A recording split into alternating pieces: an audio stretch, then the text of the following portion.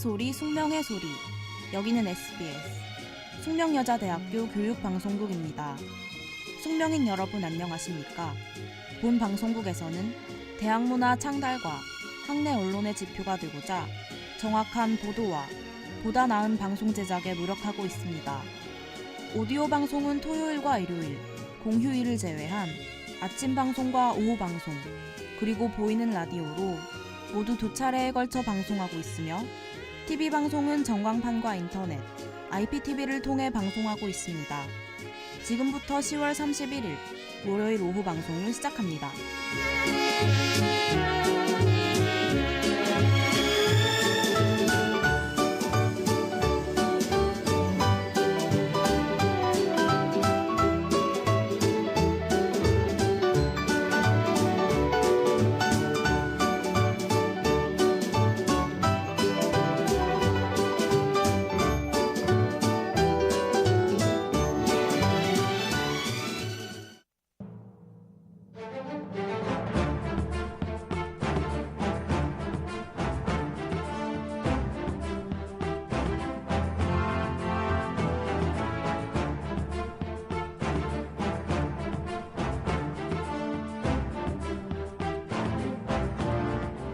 동심재판.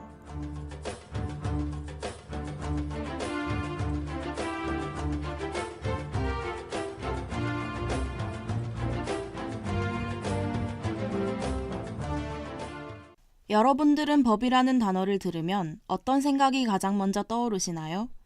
아마 낯설고 딱딱하다는 생각과 함께 나와는 크게 상관이 없는 것이라고 느끼실 텐데요. 우리와는 멀게만 느껴지는 법은 이미 우리의 삶 여기저기에 녹아있고 심지어 동화 내용 안에서도 법을 만날 수 있습니다. 오늘 만나볼 주제는 사적 자치와 예외입니다. 우리가 잘 알고 있는 동화 베니스의 상인을 통해 알아보도록 하죠. 안토니오, 도대체 무슨 일이 있었던 겁니까?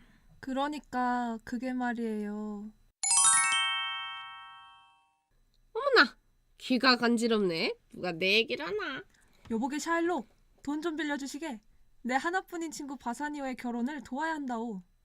매우 좋소. 대신 돈을 못 갚을 때는 어찌할 것이오? 만약 돈을 못 갚을 경우 내 살 1파운드를 떼내어 주겠소. 정말이오? 그렇다면 여기 계약서를 쓰시오. 알겠소. 안토니오, 약속한 때가 되었소. 어서 빌려간 내 돈을 돌려주시오. 어우, 이런. 샤일록, 돈을 마련하지 못했소. 조금만 더 기다려주시오. 그럴 순 없소. 약속한 돈을 마련하지 못했으니 어서 살 1파운드를 떼어주시오. 그게 말이 돼요? 그건 당연히 장난으로 한 약속이었소. 약속을 장난으로 한 사람이 어디 있어? 계약 내용대로 살 1파운드를 가져가야만 하겠어. 안토니오는 친구 바사니오의 결혼을 위해 고리대금 업자인 샤일록에게 돈을 빌렸고 만일 못 갚을 경우 살 1파운드를 떼어주겠다고 약속하였습니다. 안토니오가 빌린 돈을 갚지 못할 상황에 처하자 샤일록은 안토니오에게 살 1파운드를 요구하였지만 안토니오는 장난으로 한 약속이라며 발뺌만 하고 있습니다. 존경하는 재판장님, 부디 안토니오를 계약 위반죄로 처벌하여 주십시오. 안토니오의 살 1파운드를 가져가십시오.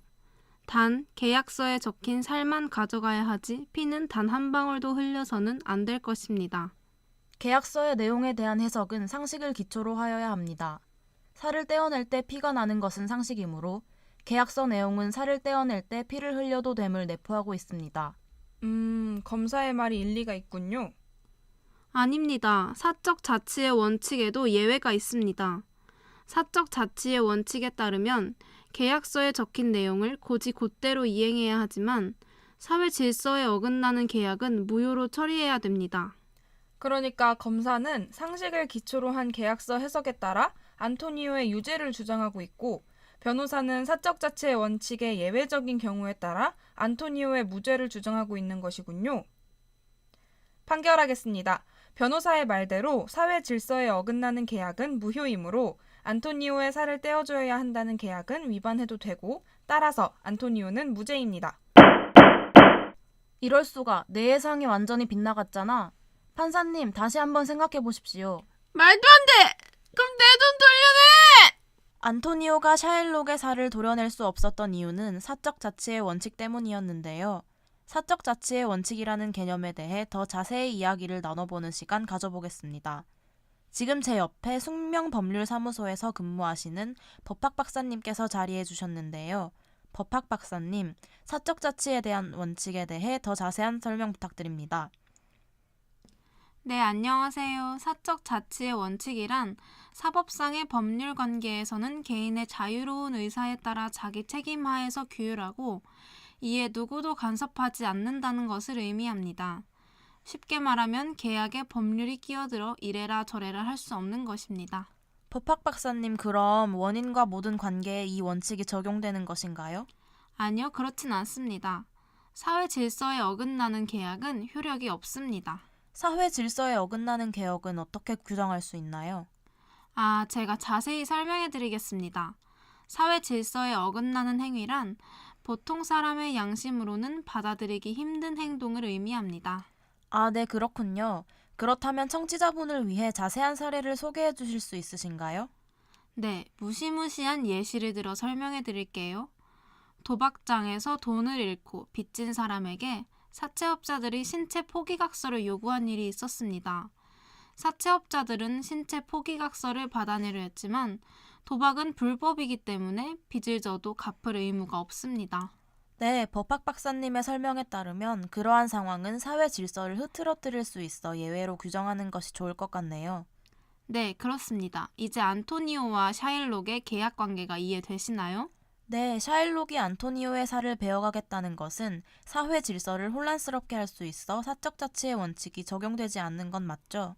네, 맞습니다. 저의 설명으로 사적 자치의 원칙이 잘 이해되셨으면 좋겠네요. 오늘 인과관계에 대해 자세히 설명해 주신 법학 박사님께 다시 한번 감사드립니다.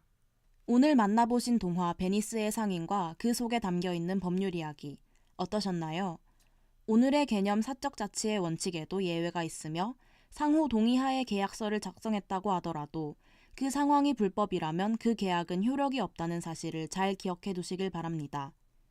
오늘 들려드린 이야기가 여러분들께서 법에 대해 조금이나마 쉽게 다가설 수 있는 계기가 되었으면 좋겠습니다. 다음 주에는 더 쉬운 법률 이야기로 찾아뵙겠습니다.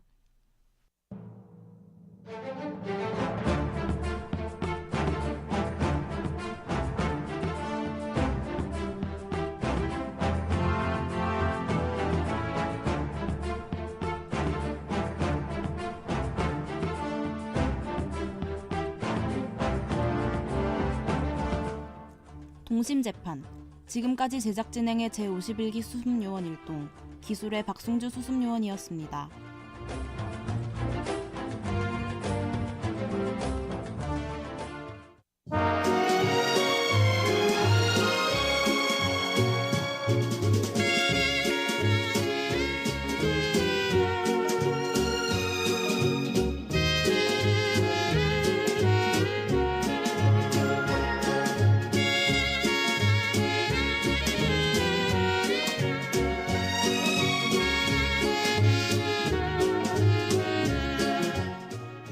이상으로 10월 31일 월요일 오후 방송을 마칩니다.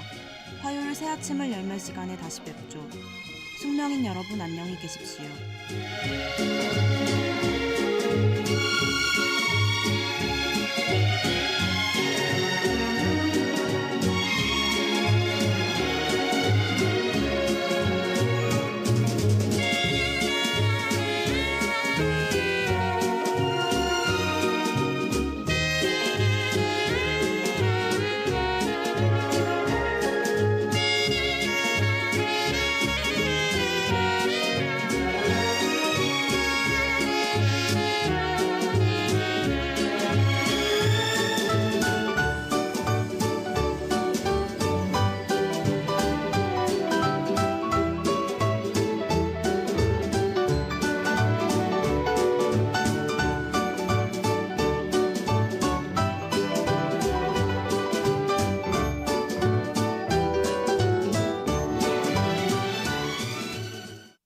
참의 소리 숙명의 소리. 여기는 SBS 숙명여자대학교 교육방송국입니다.